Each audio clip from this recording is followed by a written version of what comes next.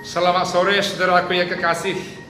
Jumpa kita kembali dalam Siraman Kalbu hari ini, hari Jumat tanggal 3 Juli 2020. Kita berdoa. Bapa di sorga, Bapa yang kekal, Engkau yang senantiasa hidup di tengah-tengah kehidupan kami yang nyata.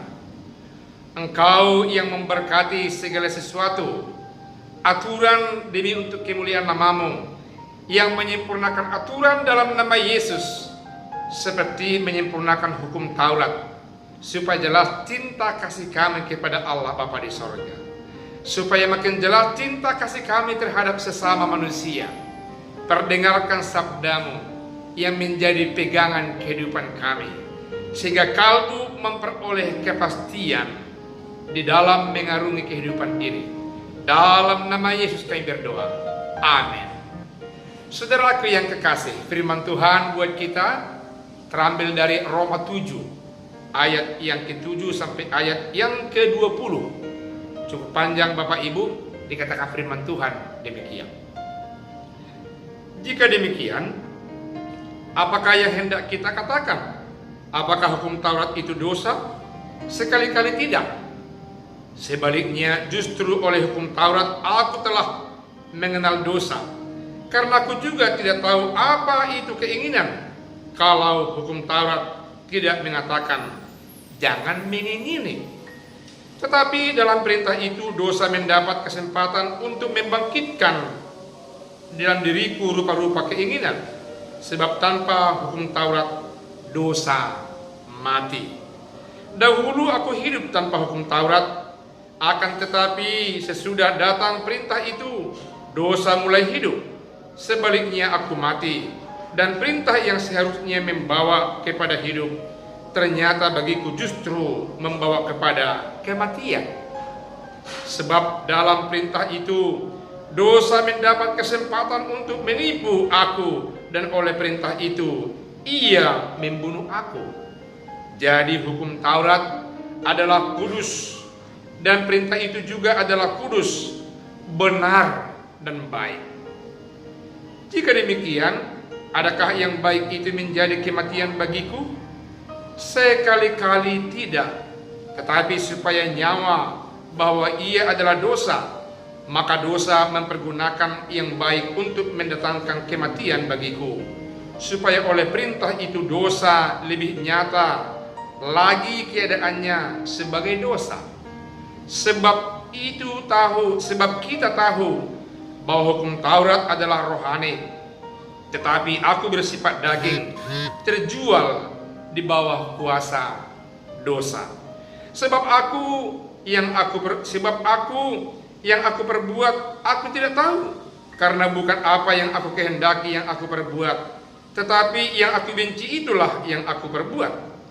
Jadi jika aku berbuat apa yang tidak aku kehendaki, aku menyetujui bahwa hukum Taurat itu baik. Kalau demikian, bukan aku yang memperbuatnya, tetapi dosa yang ada dalam aku. Sebab aku tahu bahwa dalam aku, yaitu di dalam aku sebagai manusia, tidak ada sesuatu yang baik. Sebab kehendak memang ada dalam aku, tetapi bukan hal berbuat apa yang baik.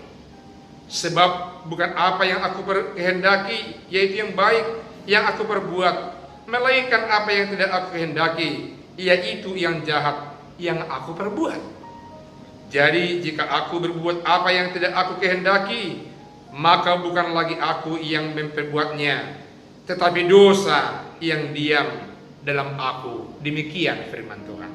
Saudaraku yang kekasih, dalam ayat 7 sampai ayat 12 diperlihatkan bahwasanya hukum Taurat itu adalah baik dan kudus, karena dia mengintikan, menyerikan supaya manusia seperti kita ini mengasihi Allah Bapa di sorga dari kehidupan kita secara total. Tidak ada tersisa berapa persen. Berikan iman percayamu kepada Allah Bapa di sorga. Dan jika kita melihat dalam loh batu atau Taurat yang kedua, dari ayat yang dari hukum Taurat yang kelima sampai yang ke-10, diarahkan ke kita supaya kita mengasihi sesama manusia. Orang yang tidak mengasihi sama manusia adalah pembunuh di tengah-tengah dunia ini. Pembunuh tidak memiliki kesempatan tinggal kekal di dunia ini, apalagi di sorga. Berikutnya dikatakan firman Tuhan dalam ayat 13-14 bahwa hukum Taurat adalah rohani. Karena melalui hukum Taurat itu saya bisa bercermin bahwa diri saya berdosa. Karena lewat hukum Taurat itu semua umat manusia merasa diarahkan supaya berjalan mengarungi kehidupan ini dengan berbuat cinta kasih. Karena itu dikatakan Paulus bahwa hukum Taurat itu sebenarnya memiliki nilai rohani, dan dia sungguh-sungguh mencitrakan cinta kasih yang Tuhan kehendaki dalam hidup kita. Karena itu disempurnakan oleh Yesus. Hukum Taurat itu bukan dia mau menyediakannya, tapi ingat, bukan seperti yang dipahami oleh orang Yahudi. Hukum Taurat seolah-olah menjadi salah satu kunci kelepasan buat mereka. Kita percaya yang melepaskan kita adalah, menyelamatkan kita adalah hanya Yesus Kristus satu-satunya dari tengah-tengah kehidupan yang penuh dengan dosa-dosa di tengah-tengah dunia ini.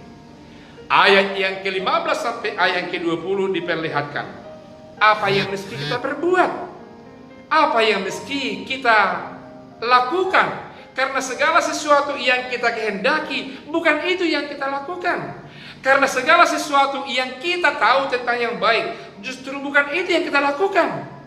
Justru dikatakan firman Tuhan oleh Rasul Paulus, kita melakukan yang tidak kita kehendaki. Dan jika kita melakukan yang tidak kita kehendaki, yang berkuasa adalah dosa dalam kehidupan kita.